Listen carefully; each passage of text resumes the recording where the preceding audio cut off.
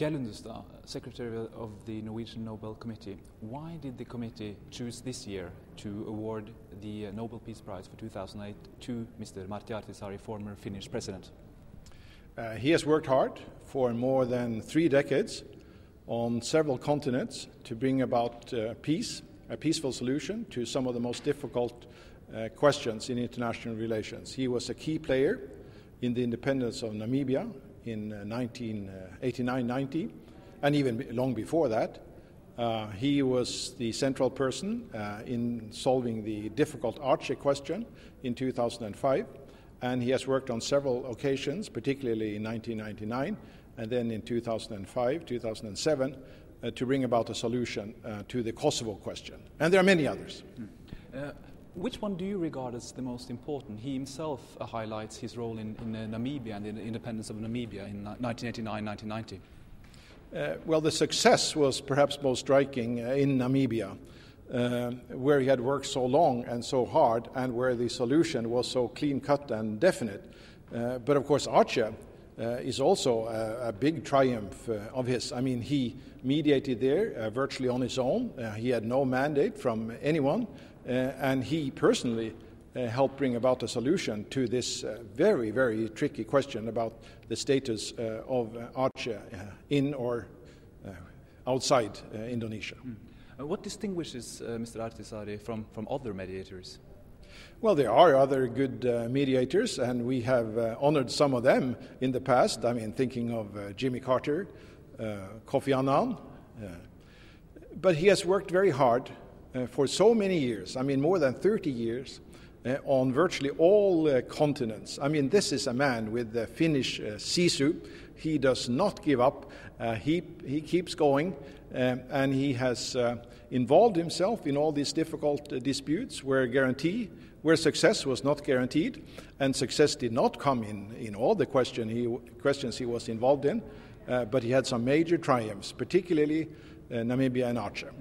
But still, he has worked on so many continents in so many different conflicts. Is there any universal principle where you can draw out from his work? Well, the universal principle is the peaceful solution of conflict. And the Nobel Committee has, through the years, pointed to the importance of mediation, arbitration, and the peaceful solution of conflict. The mediators can contribute, but so can certainly the parties. I mean, without the involvement of the parties, without the interest of the parties, you get nowhere. There is, however, one issue where he has drawn quite a lot of criticism, and that is his role in the Balkans and trying to mediate peace between Kosovo and Serbia. How do you see his role in that conflict?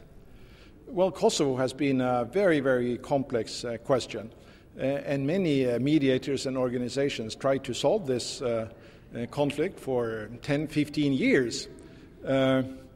Ahtisaari contributed in 1999 when there was an ending to the war, and again in 2005, 2007. Unfortunately, it was impossible to reach an agreement which everybody could accept. I mean, there were difficulties with Russia, there were difficulties with Serbia, but I think that there had to be independence for Kosovo. There was actually no other solution, and Ahtisaari was very instrumental in bringing about this result. But we hope that in the further work on Kosovo, there can indeed be wide international agreement.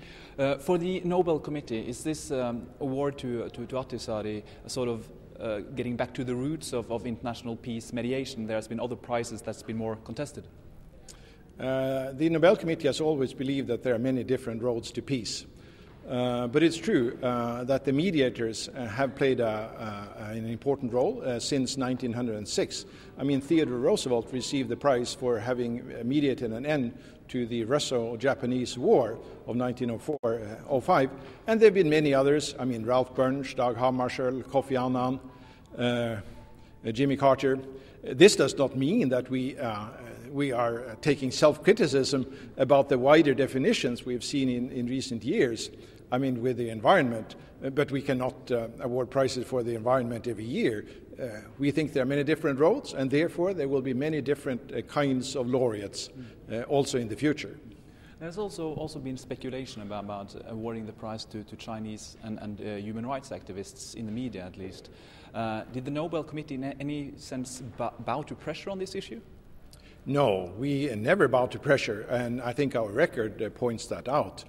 I mean, we awarded the prize for 1935 to Karl von Ossietzky, and Hitler became furious.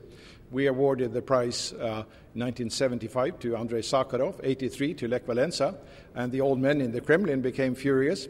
We awarded the prize for 1989 to the Dalai Lama, and the old men in Beijing became furious, and the prize in 2003 to Shirin Ebadi, and the, well, not quite so old men in Tehran became furious.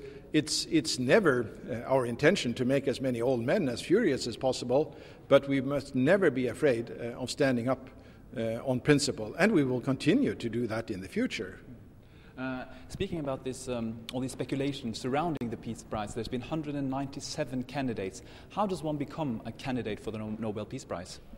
It's very easy to become a candidate. There are certain categories of people who have the right to make a nomination, and the two large categories are any member of any national assembly anywhere in the world, and university professors in certain subjects at any university anywhere in the world. And as long as we receive a letter of nomination from a person who has this right to nominate, this is a valid nomination, and this is often misunderstood. There is no element of approval from the committee side in becoming a candidate. But of course, then we start our work, and we draw up our first short list, 35 candidates. We evaluate them. Then we go down to maybe as few as 5, and then we write very detailed reports, often by top international experts. But we go very quickly from almost 200 and down to 5, and we spend, or roughly that number, and we spend most of the time discussing these few remaining candidates until some sort of consensus has been reached. But you choose to go official with the list of candidates. Why do you do that? No, we don't. We never make the list public, or never is not right. After 50 years, we make everything public. But the reason that some of the names are known is because some of those who make the nomination, they make their nominations publicly available. We don't. So it's a very partial list that is known to the public. Do you have any secrets? Well, we have many secrets, but you can ask me, so then they will no longer be secrets. That's the nature of secrets, isn't it? But getting back to the Nobel Committee, because how is the Nobel Committee formed? How does the institution work? Well, the members are selected by the Norwegian Parliament, reflecting the strength of the various parties in Parliament. And they serve for 6 years. They may be re-elected. And I'm the permanent secretary. And we work very closely. We have 5-6 meetings per year. And normally this goes well. It's not that difficult to achieve consensus. But in some years, of course, there may be difficulties. If the minority want to speak out against the choice, then of course they have to leave the committee. And this has happened 3 times in our 107-year history. What is the link, or if there is any link, between the Norwegian authorities and the Nobel Committee apart from the nomination? There's no link. In the old days, members of the government used to be members of the committee, but this ended in 1936 with the prize to Ossietzky. And until the 70s, members of parliament used to be members of the committee, but no longer. So the members now tend to be ex-politicians or sometimes persons who are not that closely associated with the political process. How is the Norwegian Nobel Committee formed? How is it structured? For instance, is there a gender issue here? Well, this is up to the Norwegian Parliament. In practice, it's up to the various parties who have representation. But we do, or the Norwegian Parliament, do follow normal gender rules, which means that at least 2 of the members have to be from the opposite sex, whatever the opposite sex would be.